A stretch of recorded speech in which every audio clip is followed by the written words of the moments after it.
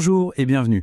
Aujourd'hui, on plonge au cœur de notre cerveau pour décrypter le centre de commandement de nos émotions. C'est un voyage assez fascinant, vous allez voir, et ça explique énormément de choses sur ce qui se passe à l'intérieur de nous.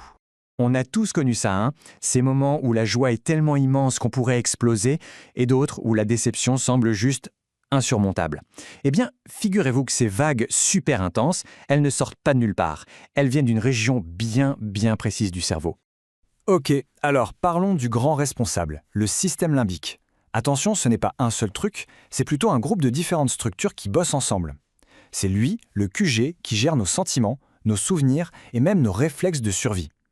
Et le plus fou, c'est qu'il réagit souvent bien avant que notre cerveau logique ait eu le temps de dire « Attends une minute ». Pour que ce soit bien clair, on peut imaginer ce système comme une sorte d'équipe d'élite, une équipe de choc, où chaque membre a sa propre spécialité. Allez, c'est parti, faisons connaissance avec ces 4 piliers de notre vie émotionnelle. Et voici le premier membre, l'amygdale. Pensez à elle comme le système d'alarme du cerveau. Cette petite structure, qui a la forme d'une amande, elle passe son temps à scanner tout ce qui se passe autour, à la recherche du moindre danger. Et dès qu'elle perçoit une menace, que ce soit un bruit soudain ou même un regard un peu bizarre, bing, elle tire la sonnette d'alarme et déclenche toute la réponse au stress. Juste à côté de l'amygdale, on trouve son collègue, l'hippocampe. Lui, son boulot, c'est d'être le bibliothécaire. Il transforme nos expériences en souvenirs à long terme. Mais ce qui est vraiment incroyable, c'est la façon dont il travaille avec l'amygdale. C'est grâce à ce duo de choc que certains souvenirs sont si intenses. La joie d'un succès, la douleur d'une déception, tout ça est gravé en profondeur dans notre mémoire, prêt à ressurgir avec la même force. On passe maintenant au chef d'orchestre du corps, l'hypothalamus. C'est lui qui gère tout l'équilibre interne. La faim, la soif, la température du corps, c'est son domaine. Et donc, quand l'amygdale sonne l'alarme, c'est l'hypothalamus qui exécute les ordres et qui provoque toutes les réactions physiques. Le cœur qui s'accélère, les mains qui deviennent moites, vous voyez le tableau. Et enfin, le dernier membre de l'équipe, le thalamus.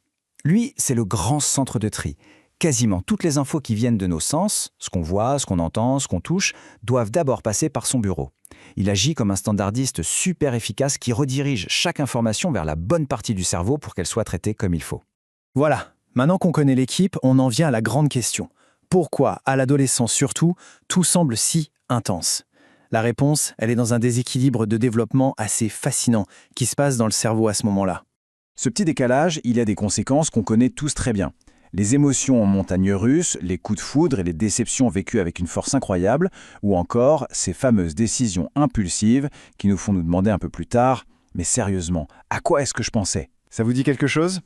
Et voilà, on est au cœur du sujet. D'un côté, on a le système limbique, notre moteur émotionnel, qui tourne déjà à plein régime, à fond les ballons dès le début de l'adolescence. Et de l'autre côté, on a le cortex préfrontal. C'est la partie logique, le grand patron qui planifie, qui réfléchit, qui contrôle les impulsions. Et lui, eh bien, il est encore en plein chantier. C'est de là que vient cette analogie qui est juste parfaite pour décrire la situation. Une puissance émotionnelle phénoménale, digne d'une Ferrari, mais un système de contrôle, de freinage qui n'est pas encore à la hauteur.